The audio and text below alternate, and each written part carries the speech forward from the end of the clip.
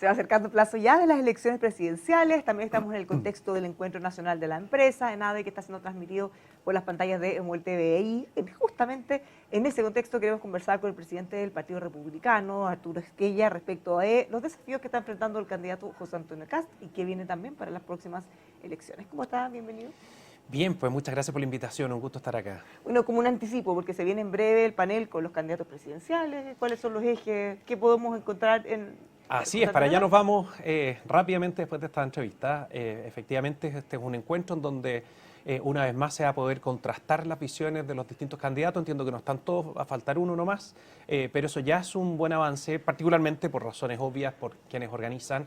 El foco en buena parte va a estar centrado en cuál es la manera en que pretenden los distintos candidatos reactivar la economía. En eso nosotros hemos sido lo suficientemente claros. Al igual que en materia de seguridad pública, tiene, digamos, una connotación o un factor tremendamente preponderante tener la determinación de hacer cambios sustantivos, pasar de un Estado que se ha dedicado a obstaculizar a ser promotor, digamos, de la inversión en el país. Hay que hacerle, digamos, un monumento a las personas que hoy día se atreven a invertir en Chile, que cada vez son menos, y hay que cambiar esa mentalidad, decirles, mire, acá la certeza va a ser la regla de oro, y es eso lo que en parte José Antonio Kast en unos minutos más va a plantear en ENADE a todos los empresarios. En este mismo encuentro, el ministro de Hacienda, Nicolás Grau, ha planteado que los empresarios no saben, no tienen muy claro qué tipo de Estado necesitan, haciendo una crítica.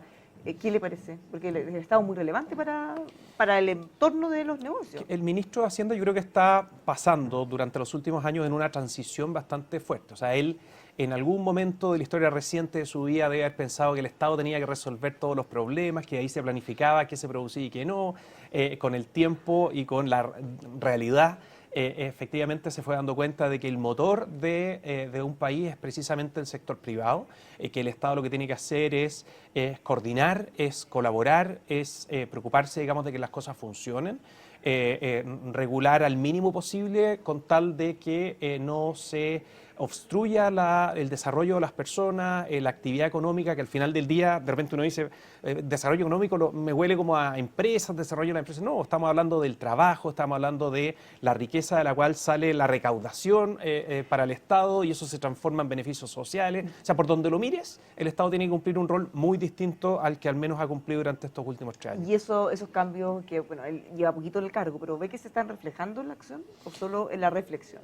No, yo lo veo, por lo menos, digamos, participa en estas actividades, eso ya es un avance. Probablemente hace unos 10 años atrás tenía, digamos, un odio parido respecto a las personas que hoy día están en el auditorio de ENADE, y eso efectivamente es porque le cayó la realidad encima. O sea, él se da cuenta que si es que el Estado cada vez se preocupa más de sobreregular la actividad económica, hoy día en el mundo en el que nos desarrollamos lo que pasa es que te pasan por el lado. O sea, mira la realidad portuaria, por ejemplo. Yo soy de una región, de Valparaíso, en donde la actividad portuaria es tremendamente relevante. Tenemos 10, 15 años esperando, digamos, la expansión de nuestros puertos, y entre medio, precisamente por trabas, en este caso medioambientales, y nos pasaron por el lado. Mira lo que está moviendo desde el punto de vista de carga Perú, cómo, digamos, están prefiriendo para las inversiones como plataforma de entrada y salida a nuestro país vecino, y nosotros teniendo condiciones y ventajas comparativas tremendamente por sobre ese país vecino. La verdad es que hemos caído en este entrampamiento absurdo, precisamente porque llegó un grupo de personas con una mirada buenista que no entiende que el centro de las actividades del Estado, de quienes están en el servicio público, debe estar en cómo le mejoro la vida a las personas. Y la regla número 1 es seguridad, y la segunda es trabajo. Ahora, ¿cuánto le pesa eso a la candidata Jara? Porque más allá de que ella quiera desligarse de alguna manera, hasta hace poco fue su gobierno, ella fue parte de ese gobierno. Claro, y es cosa de ver, digamos, lo que hay detrás de ella. O sea, al final del día no quiero caer en un análisis teórico, pero dice mucho que sea el Partido Comunista, es el partido que ha tenido toda la vida, y cuál es la mirada que ellos tienen respecto del desarrollo de la economía. Ellos siguen pensando en que hay ciertas actividades que son estratégicas, que no pueden ser abordadas por los particulares, siguen pensando seguramente que hay ciertas materias en donde no puede intervenir nadie que no sea el Estado, en fin. Y hicieron un cambio, de hecho, el encargado del programa económico dice que están haciendo el nuevo programa en base a lo que recopila en el país. Pero Ella, ¿qué han visto ustedes de eso? desde el punto de vista económico, siguen pensando que para poder mejorar los beneficios sociales lo que hay que hacer es cobrarle más impuestos a las fuentes productivas, es decir, a quienes están dispuestos a hacer la inversión y el riesgo, correr el riesgo para invertir, digamos, en el país. Y es un tremendo error, pues, es absurdo pensar que uno va a generar trabajo por decreto o por ley. Si tú tienes que generar las condiciones para que el sector privado diga, mira, acá efectivamente me siento seguro, puedo invertir, digamos, lo que pensaba hacer en otras partes del mundo, lo puedo hacer acá porque ya se terminó esta lógica, digamos, de andar cambiando las reglas del juego como lamentablemente ha ocurrido durante los últimos años. Y en esa línea tenemos además puertas ahora la discusión de la ley de presupuesto. Han criticado mucho a su candidato porque dicen, todos se han puesto de acuerdo en decir que no es posible hacer un ahorro y disminuir el gasto como lo plantea. Todavía no se explica muy bien ese tema, y eso que llevamos harto rato. Sí, pero yo encuentro que es muy positivo lo que se está generando porque algo que hasta hace algunos años era imposible de pensar, de que todos estuvieran en la vereda de la responsabilidad fiscal. Hoy día a estas alturas me imagino que hasta Jara sostiene, digamos, de que es importante Claro, matices más, matices menos, enfrentar, digamos, la severa crisis que están viviendo las arcas fiscales, y no puede ser que estemos destinando 4.000 millones de dólares, 1.800 son gracias precisamente a este gobierno en intereses. Solo intereses se nos va en la ley de presupuesto, digamos, para pagar nuestra deuda afuera, precisamente por hacer mal las cosas. Entonces, cuando me dicen, oye, pero ustedes están con lo de los 6.000 millones y qué sé yo, claro, nadie serio te dice que hay un problema en querer reducir 6.000 millones. El foco lo ponen en si es que van a ser capaces de hacerlo en 18 meses, en un año y medio. Desde ese punto de vista encuentro que es súper bueno si es que lo que te dejó de herencia es que todos partan de la base de que en la siguiente administración la responsabilidad fiscal va a jugar un rol. Segundo, porque esto ha derivado también en una segunda, entre comillas, polémica, a propósito del rol que tienen los funcionarios públicos y el crecimiento exponencial que han tenido durante los últimos años. Y a propósito de la columna del asesor Valenzuela, la de parásitos. Efectivamente, y le podemos dedicar un capítulo a eso, pero me refiero a que hoy día, nuevamente, si tú ves algo que era muy mal visto tiempo atrás, es decir, de criticar de que el Estado contratara a personas, y nosotros podemos ya decir con todas sus letras que el día de mañana, si que José Antonio Kast es presidente de la República, va a haber un trabajo de auditoría muy profundo, escritorio por escritorio, en donde vamos no solo a ver quiénes están haciendo la pega o no, sino que quienes efectivamente están obstaculizando el Estado, están remando en contra, y obviamente que muchas de esas personas van a dejar de trabajar para el Estado. Va a ser difícil, va a ser complejo, no todos, como se ha querido pintar a propósito de unas declaraciones propias mías, no todo va a salir. Cuando se habla de lo mezclan con los 6.000 millones, entonces dicen, no, 3.000 millones van a salir porque 100.000... No, parte importante, por supuesto, hay otras personas que cumplen una función relevante y, por cierto, que ese catastro nosotros tenemos que tenerlo sobre la mesa para ver cuántos de los recursos que vamos a disminuir del gasto van a salir precisamente de ahí. Estábamos conversando hace poquito con la presidenta del Consejo para la Transparencia a propósito del aumento de casi 10.000 funcionarios públicos en la Administración Central. Hay mucha opacidad respecto a lo que se puede contratar o no. Están prácticamente todos pasados en el porcentaje de contrata que se puede respecto a la planta. Si uno empieza a mirar temas de las licencias, gente que está de vacaciones con licencias falsas, probablemente tienen que contratar trabajadores adicionales para poder cubrir eso. O sea, hay harto que mirar ahí. Es que la discrecionalidad que están teniendo los funcionarios públicos... a los sueldos y a las funciones que realizan. Piensa que el presidente Boric en algún minuto dijo que nadie iba a ganar más que el mismo presidente, o creo que puso un tope de cierta cantidad de plata. Bueno, eso evidentemente todos estamos claros que no se cumplió, como muchas otras cosas que no se cumplieron.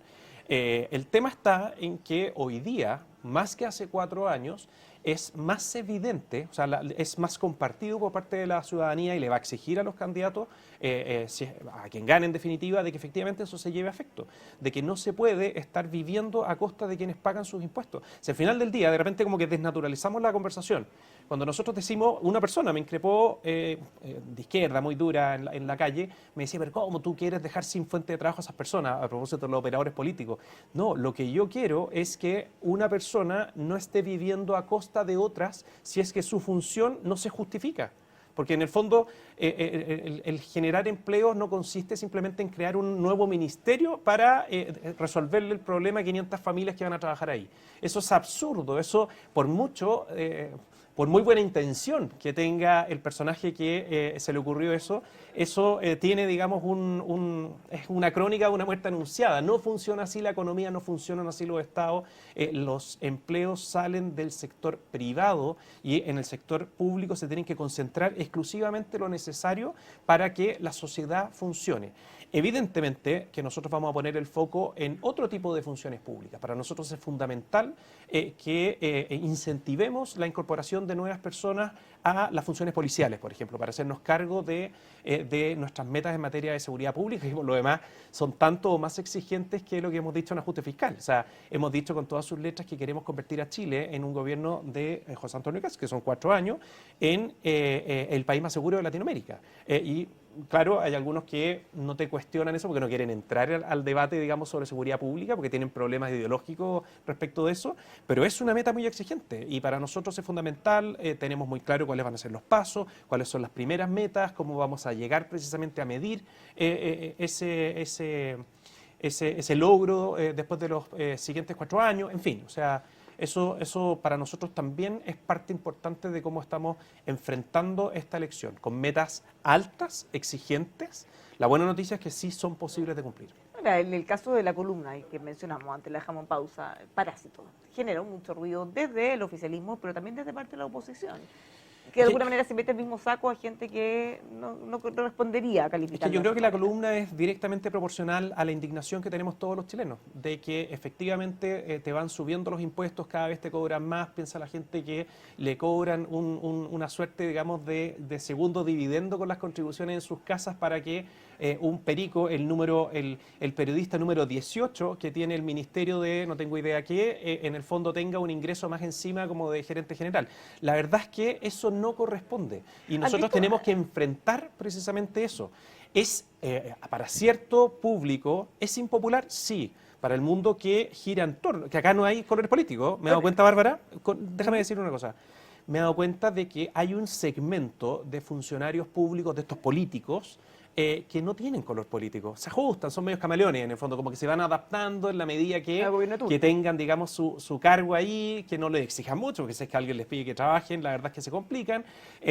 A toda esa gente nosotros la vamos a identificar y la vamos a sacar del Estado. ¿Y es complejo? Sí. La buena noticia es que como se van a llevar bien las riendas en materia económica, el país va a crecer y ellos van a tener que encontrar trabajo en una fuente laboral en donde les va a tocar trabajar, lamentablemente para ellos. Ahora, ¿ustedes tienen algunas nociones, porque esto es un trabajo que se necesita, que se haga más allá de la propuesta del candidato respecto a cada cierto tiempo salen reportajes? Por ejemplo, el Departamento de Comunicaciones, que tiene muchos periodistas y uno dice, ¿será necesario o no? Eso uno podría llevarlo prácticamente a todos los sectores, en todas las áreas. ¿Tú te acuerdas el caso de la compra de la casa de Isabel Allende? Sí. Bueno, ¿te acuerdas la cantidad de abogados que muchísimo. Revisaron para poner una mosquita? Bueno, además encima no fueron capaces de aplicar una norma constitucional que se la enseña en el primer año, digamos, a los abogados. El debate ahí fue cómo se les pasó eso a todos los asesores y a todos los no me quiero abogados carrilear con el número, pero eran más de 10. 17, claro, tenía tenía en mente el número 17, no me atreví a decirlo, mucho, pero tú te das cuenta que efectivamente no es necesario contratar a esa gran cantidad de personas. Más aún, no están ahí con sueldo mínimo. Estamos claros, digamos, que como son de exclusiva confianza, son el perico que querían instalar porque le quieren hacer una carrera política, no cumplen la pega, pues no fueron capaces de parar, digamos, algo que era absurdo que lo hiciera el Estado, y al final, ¿quién paga eso?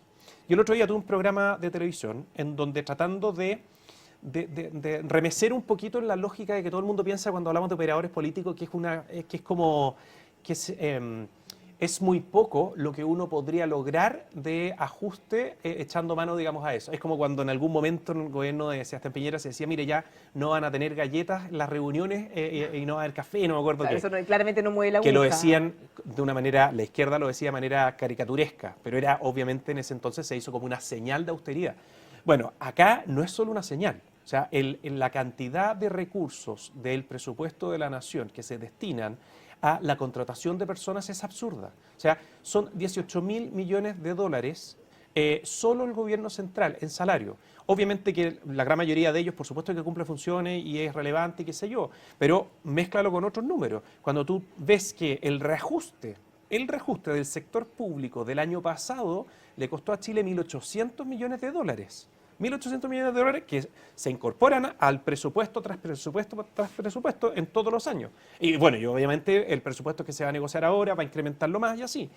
Cuando tú ves esas cifras, tú dices, mira, acá no es la señal de austeridad con el corte de las galletas, sino que efectivamente hay que ocuparse. O sea, cuando José Antonio Kast tenga, si es que llega a ser electo, a todas las personas que les va a tocar hacerse cargo de las distintas carteras, yo no tengo ninguna duda que la primera instrucción va a ser, usted va a tener tantos días para decirme cómo va a ajustar el gasto precisamente en las metas que nos hemos, incluso frente a la opinión pública, autoimpuestos que son muy Es una cosa intensas. que algunos califican como anómalo o no, que no corresponde. El mismo presidente Gabriel Boric ha entrado en este debate, se ha referido directa o indirectamente a las propuestas del candidato José Antonio Kast, que es imposible o que no se debe permitir que haya ninguna reducción de beneficios, de triunfo, derechos que la gente ya ha ganado.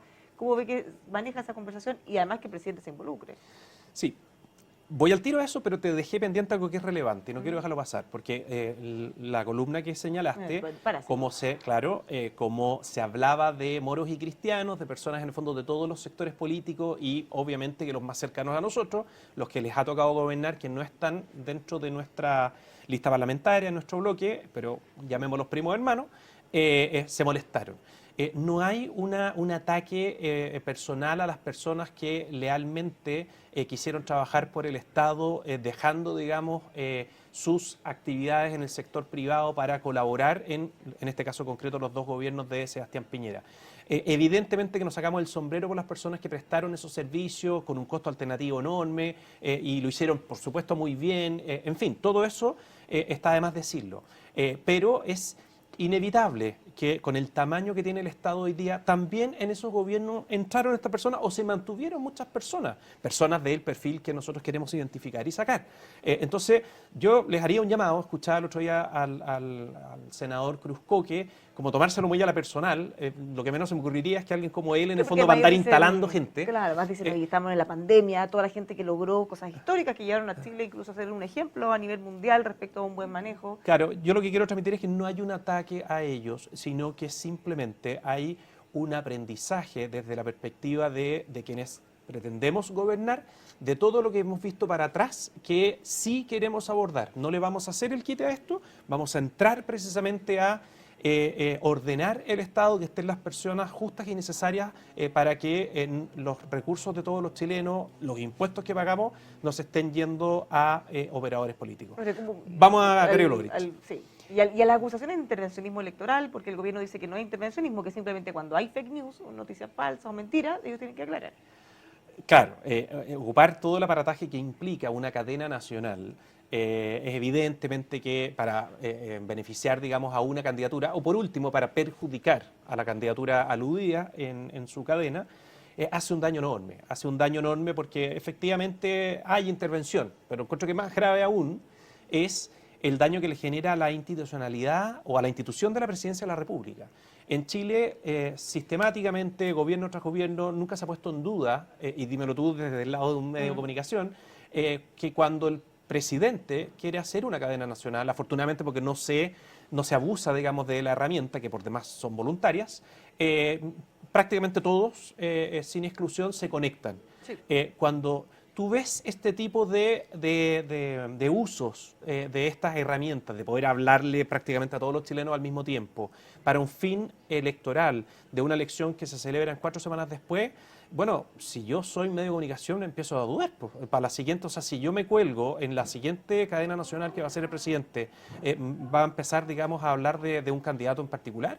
Entonces, se le hace mucho daño. Yo espero que no, porque le llegó un abucheo tan grande que me imagino se habrá acusado el golpe en la moneda, pero quería transmitir también la gravedad que tiene de estas decisiones que toma el grupo de las personas que está ahí en la moneda, que no le toman el peso. Es como las relaciones internacionales creen que es una frase nomás, me decía un tipo de izquierda. Respecto a la crítica al presidente Trump. Claro, una frase en materia diplomática hace toda la diferencia. Entonces, me da la impresión que ahí les ha faltado mucha experiencia. Acá lo está traicionando la desesperación que tienen por hacer que repunte la candidata de la continuidad. En fin, así todo tiene que entender que está sentado en el sillón presidencial y que eso lo tiene que dejar totalmente fuera del debate electoral que se está viviendo en Chile. Por último, ¿cómo ven ustedes las encuestas? Ya no queda tanto tiempo para la elección, estamos a un mes, un poquito más. ¿Cómo ven que están las tendencias? ¿Qué esperan? Yo veo bastante claras las encuestas, o sea, tenemos claramente una tendencia que la segunda vuelta va a ser entre dos modelos, al final del día, de sociedad que son bien distintos.